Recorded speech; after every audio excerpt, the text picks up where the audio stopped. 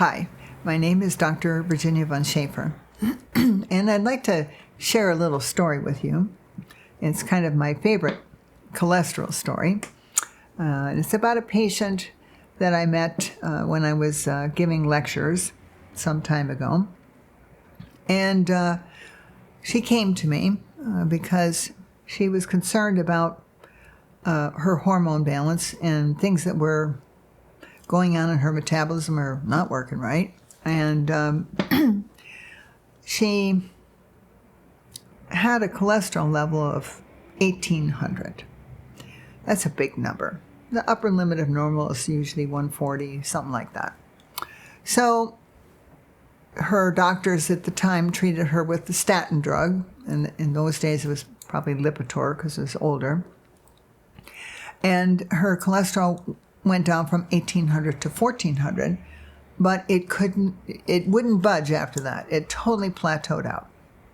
At this point, her doctors told her that she was suffering from some kind of genetic disorder and that she was most likely going to die from it. So when she heard me lecture, she thought, okay, maybe this lady doctor can help me.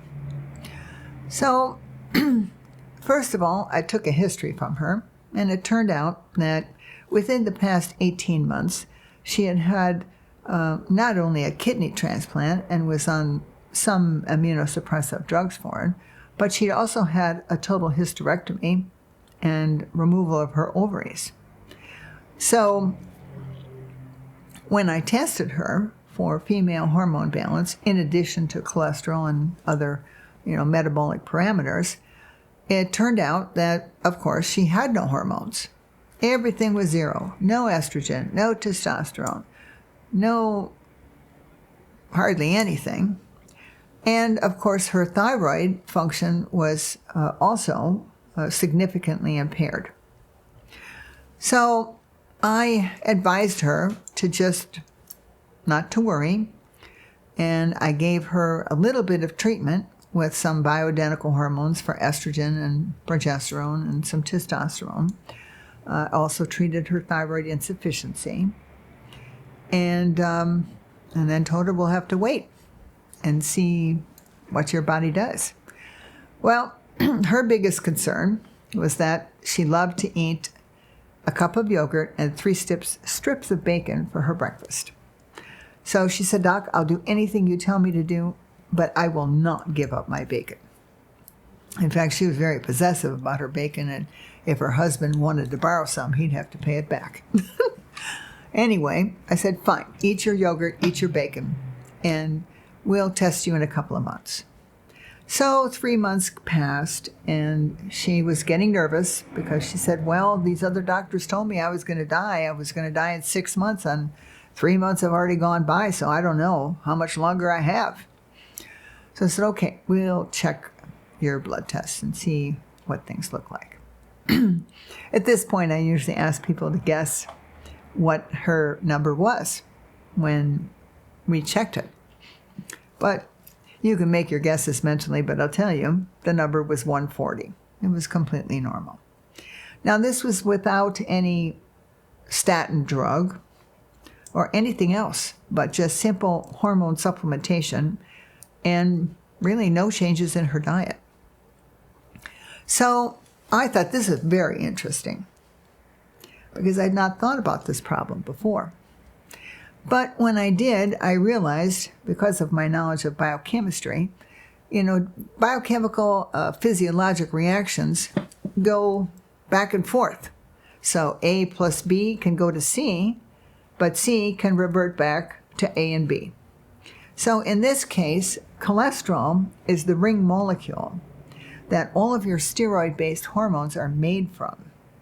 And it is only with the biochemical rearrangements and attachment to this 4-ring structure that we make DHEA, pregnenolone, 17 intermediates that go to testosterone in the end, the different estrogens, the estradiol, estriol, estrone, and progesterone.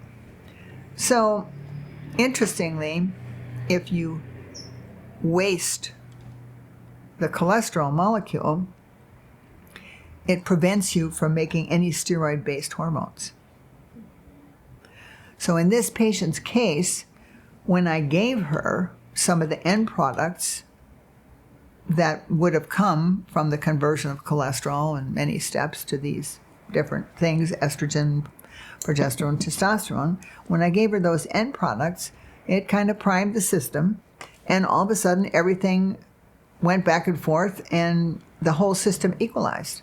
It did take a few months, but the body here, you see, is made to balance itself.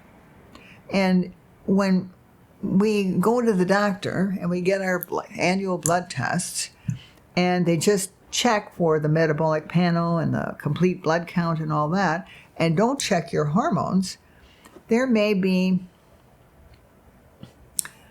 an inappropriate emphasis on getting rid of cholesterol, when in point of fact, you're not making any hormones, and that's why you have a high cholesterol. So what we want to encourage everyone to do is that ask for that female hormone panel or that male hormone panel once a year, along with your other labs, so that you can actually check and see what's really going on and what's the whole picture.